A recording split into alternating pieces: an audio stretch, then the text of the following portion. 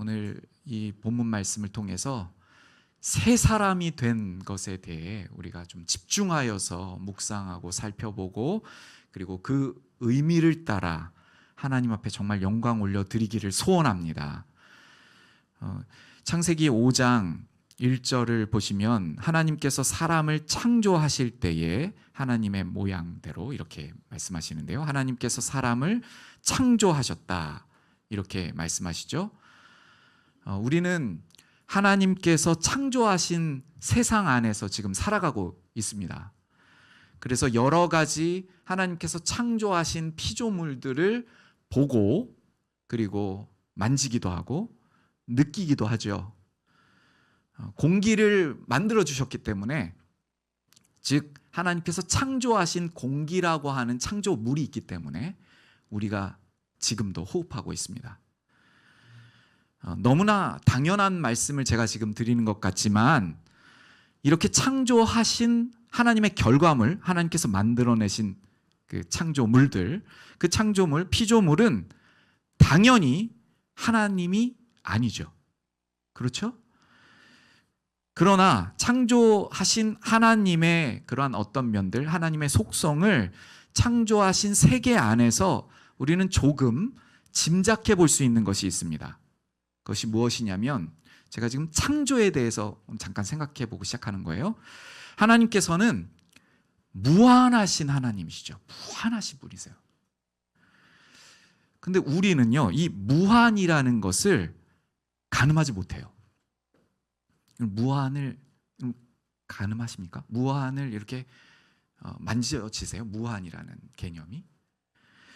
우리는요, 무한이라는 것을 수학적으로 표현해요. 수학적으로.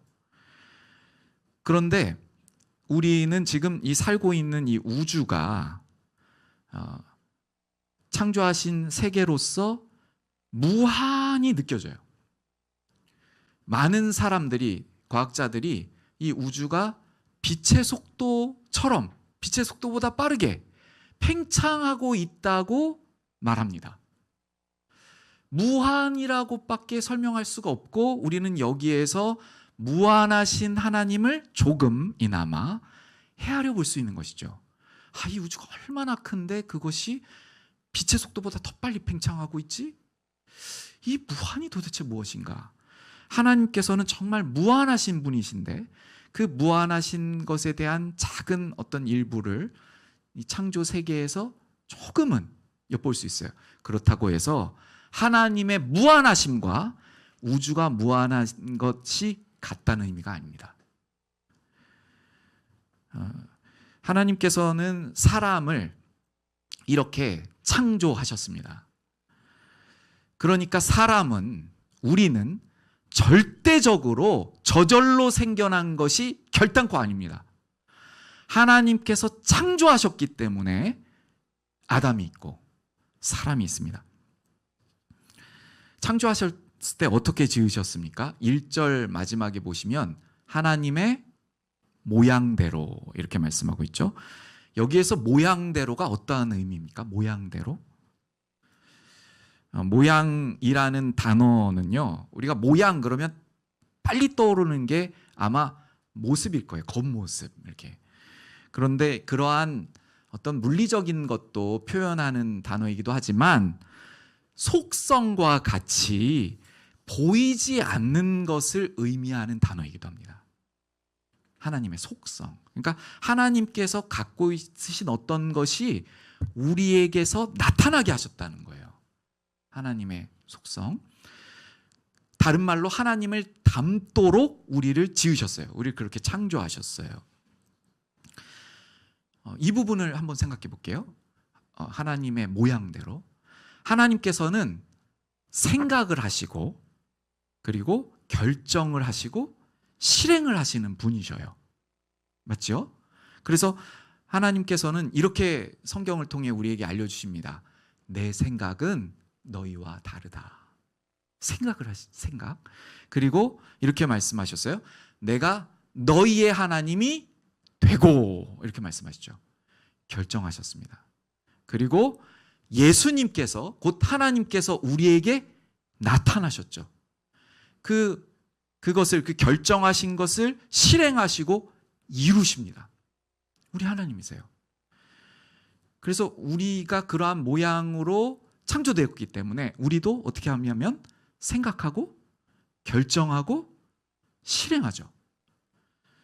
그럼 우리는 생각을 어떻게 하는지 우리 수준에서 한번 생각해 볼게요. 우리가 생각을 어떻게 하는지 생각해 볼게요.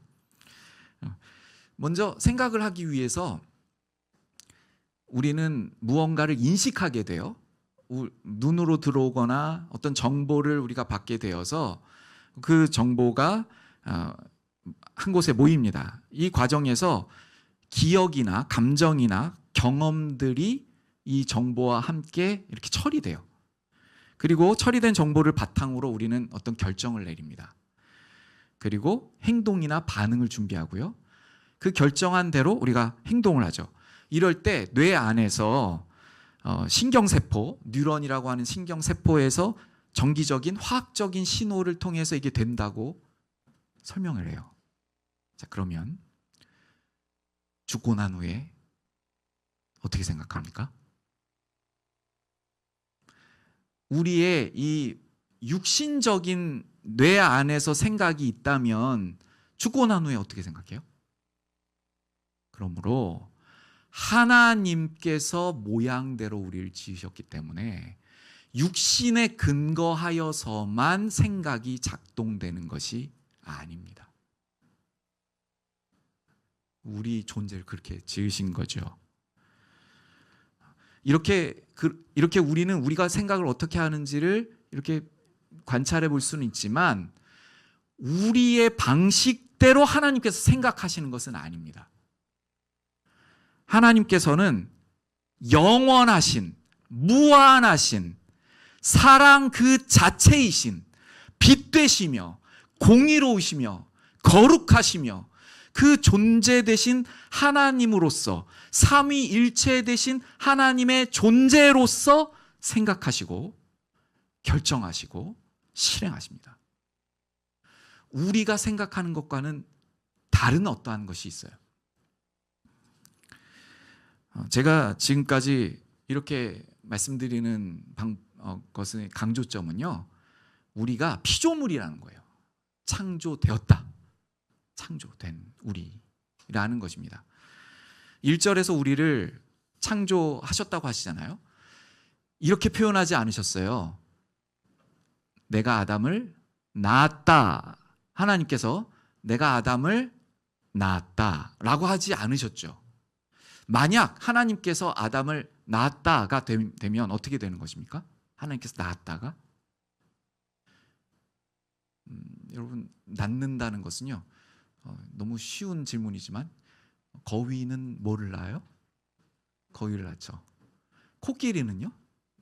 코끼리는 코끼리를 낳죠. 그러면 하나님께서 낳으시면 하나님을 낳으시는 것입니다.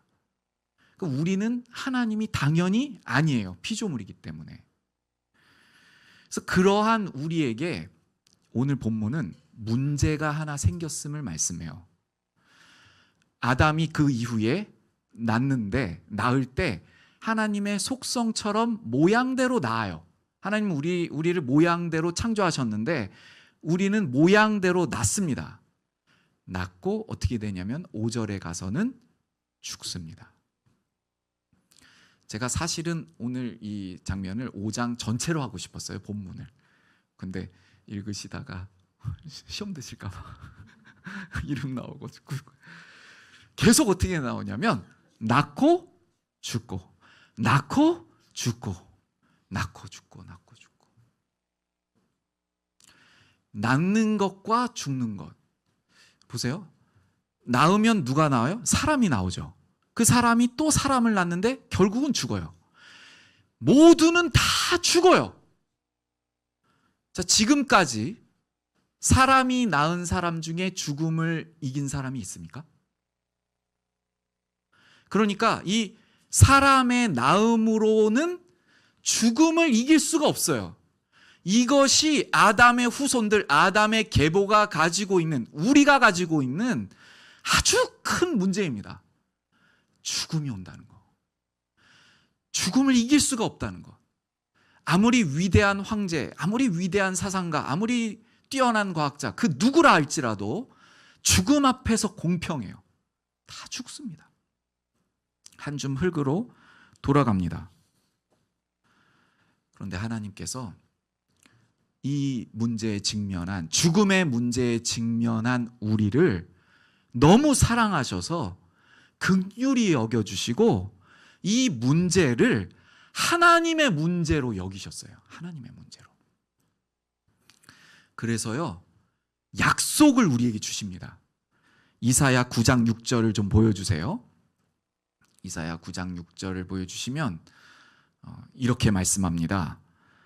이는 한 아기가 우리에게 낳고 한 아들을 우리에게 주신 바 되었는데, 한 아기를 우리에게 주신다는 거예요. 한 뭐라고요? 한 아기. 우리 사람이지만 이제 이 죽음의 문제를 극복할 수 있는 분을, 그 아기를 주시겠다는 것입니다.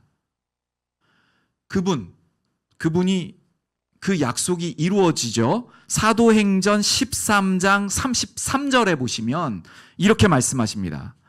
너는 내 아들이라 내가 오늘 너를 낳았다. 지금 화면이 좀 까맣게 나오고 있는데 왜 그런지 모르겠어요.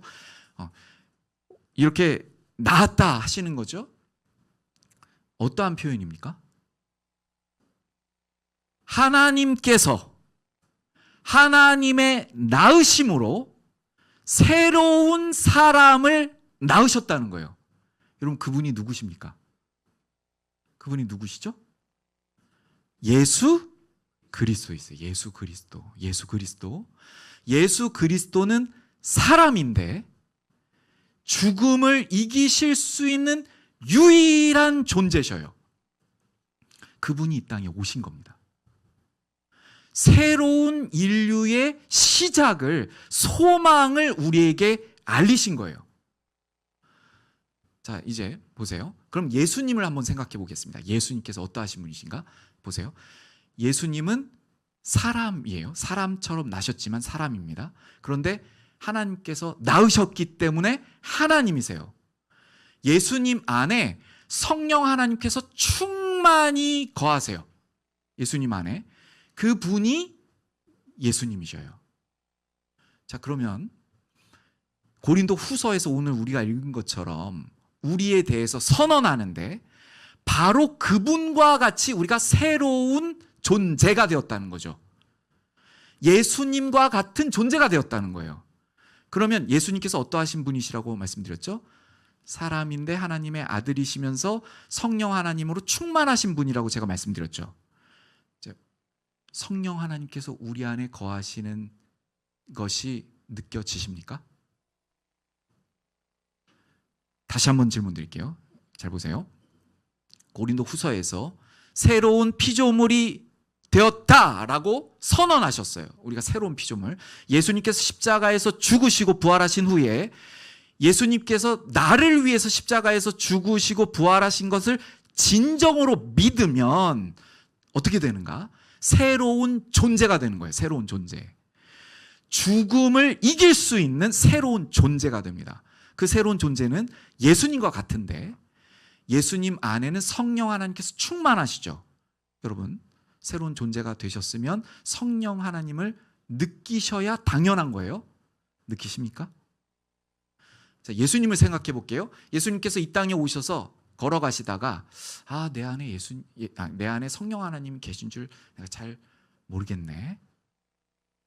잘 안 느껴지시네. 잘 안 느껴지네. 이러시나요? 성령 하나님께서 계시면 느껴지는 것이 당연합니다. 그러면 성령 하나님께서 우리 안에 계신다는 것은 우리가 어떠한 속성으로, 그러니까 즉 하나님께서 주셨던 속성을 우리 앞에서 생각해 봤잖아요. 하나님 닮은 것, 그게 뭐였어요? 생각하고 결정하고 행동하죠. 그러면 성령 하나님께서 우리 안에 계시면 새로운 피조물로서 생각하고 결정하고 행하는 거예요. 그럼 어떻게 우리가 생각하고 결정하고 행동하는가? 자, 보세요. 오늘 주변을 둘러보시면서 혹시 내가 이 자리에 왔는데 오랜만에 만난 누군가가 있어서 너무 반갑다든지, 또 누군가가 이 자리에 같이 못 있어서 너무 안타깝다든지를 인간적인 마음이 아니라 하나님의 관점 안에서, 영원하신 하나님의 나라 관점 안에서, 하나님의 자녀된 관점에서 누군가가 이렇게 걱정되거나 또는 누가 너무 반갑거나 한다면 우리 안에 성령 하나님께서 계신 것입니다. 그럼 이 부분을 우리가 좀 더 어떻게 할 수 있는가? 우리를 아들이라고 하셨어요. 아들. 여기 여성분들 죄송해요. 아들은 딸을 포함하는 개념이에요. 네. 우리가 아들이고 하나님의 자녀, 하나님의 아들이고 딸이에요. 그러면 우리가 생각과 결정과 행동이 바뀌는데 어떻게 바뀌는가? 단순하게 우리 이 땅 차원에서 한번 생각해 볼게요. 어떤 회사를 경영하는 어떤 회장님이 있다고 생각해 보겠습니다. 근데 그에게 아들이 있어요. 아들이 있는데 이 경영하는 회사가 어려워요. 어려워서 이 회사의 회장님이 아침에 일찍 일어나서 막 뛰어다니고 저녁 늦게까지 연구하고, 그래서 막 이 회사의 이 공장들을 찾아다니면서 재료와 이 모든 것을 어떻게 해서든지 아끼려고 하고, 전기도 불이 켜져 있으면 끄려고 하고, 그래서 전략해서 이 위기를 극복하려고 합니다. 여러분, 진짜 아들이라면 어떻게 할까요? 진짜 아들이라면 그 회사가 어려움에 처해진 것을 마음 아파하고, 첫 번째로 마음 아파하고, 그 아버지와 같이 동행하면서 어떻게 도울 수 있을까? 아버지가 새벽 5시에 일어나시는데 난 더 일찍 일어나야지, 젊으니까. 그래서 4시 반에 일어나가지고 회사를 다니고, 불 켜놓은 거 있으면 끄고 재료 아끼고, 그걸 아버지가 일일이 시켜서 그런 게 아니라 아들이니까 그럼 당연한 것 아니겠어요? 무슨 말이냐면 하나님의 진정한 자녀가 되면 생각이 바뀌어가지고요, 누가 시키거나 의무감에서가 아니고 생각 자체가 바뀌어서 보인다는 거예요.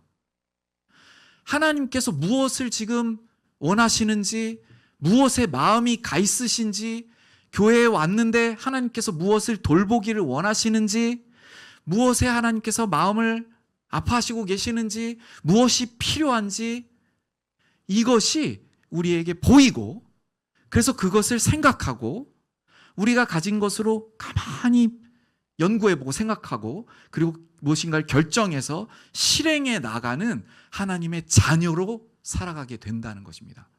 로마서 8장 17절을 좀 보여주세요. 로마서 8장 17절에서는 이렇게 말씀합니다. 자녀이면 또한 상속자, 곧 하나님의 상속자요, 그리스도와 함께한 상속자니 우리가 그와 함께 영광을 받기 위하여 고난도 함께 받아야 할 것이니라.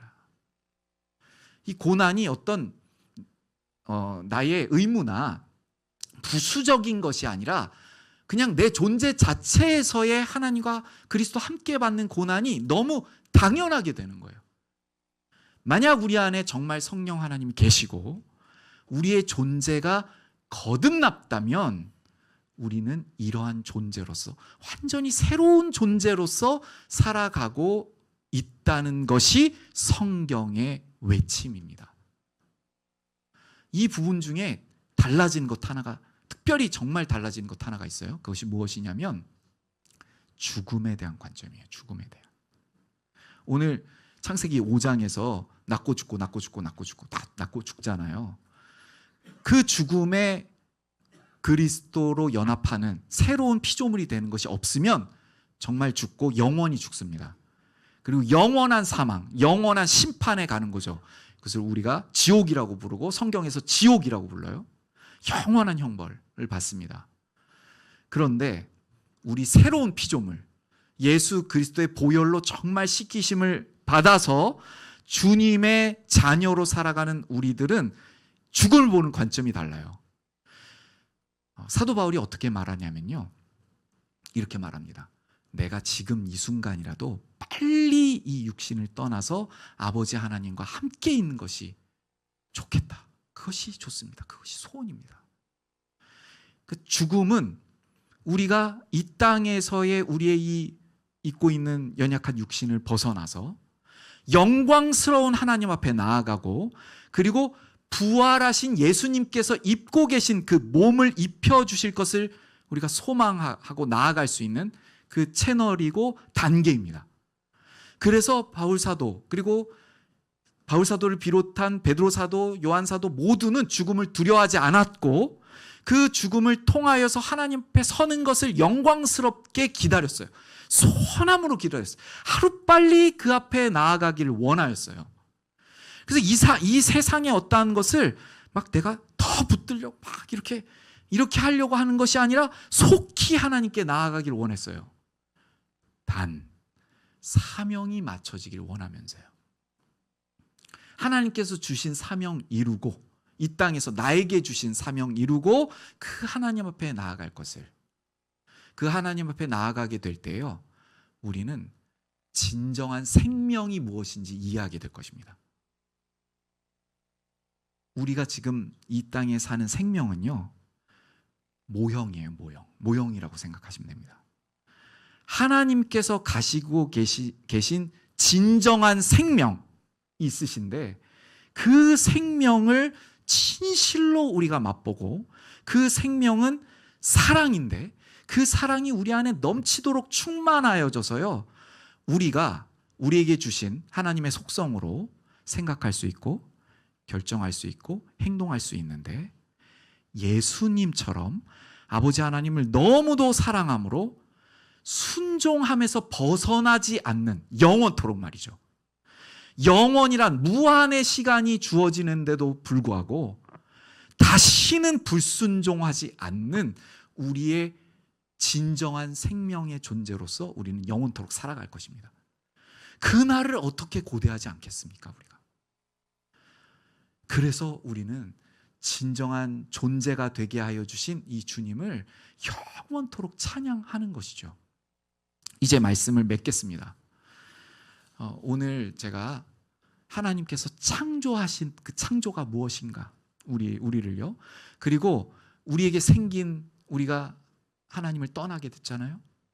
우리가 스스로를 하나님처럼 높여서 멸망에 당하게 되었고, 죽음이라는 큰 문제가 우리에게 찾아오게 되었습니다. 그런데 그 죽음을 주님께서는 우리를 너무나도 사랑하셔서 새로운 존재가 되게 하여 주심으로 하나님과 영원토록 실제적인 하나님의 그 생명, 하나님께서 갖고 계신 생명, 그 생명을 향하여 나아갈 수 있도록 하나님께서 낳으신 예수 그리스도를 우리에게 보내주셨고, 우리로 하여금 그 예수님에 연합할 수 있도록 새로운 존재가 되게 하여 주셨다고 말씀하십니다.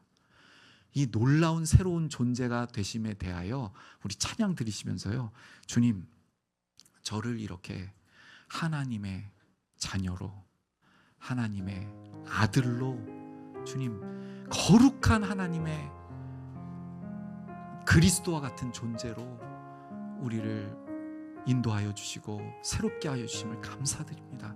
이렇게 나아가기를 원합니다. C.S. 루이스는요, 우리를 작은 그리스도라고 표현했어요. 작은 그리스도. 우리가 작은 그리스도래요. 너무 영광스럽지 않습니까? 너무 영광스럽죠. 우리 존재가 더 이상 죽음에 굴복하고 이 땅 것들 막 붙들려고 막 이렇게 하고 그렇게 살아갈 존재가 아니라는 거예요. 하나님의 생각으로, 하나님 수준으로 말이죠. 하나님의 아들의 수준으로 생각하고 결정하고 판단하고 승리하고 영원토록 살아갈 작은 그리스도라는 거예요. 주님, 저에게 이 영광스러운 이름 주셔서 너무 감사합니다. 이렇게 주님 앞에 우리 반주, 이 찬송가의 반주에 맞추어서요, 먼저는 정말 감사와 찬양의 기도로 주님 앞에 고백으로 나아가길 원합니다. 우리 감사로 주님 앞에 드리며 고백의 기도로 나아가겠습니다.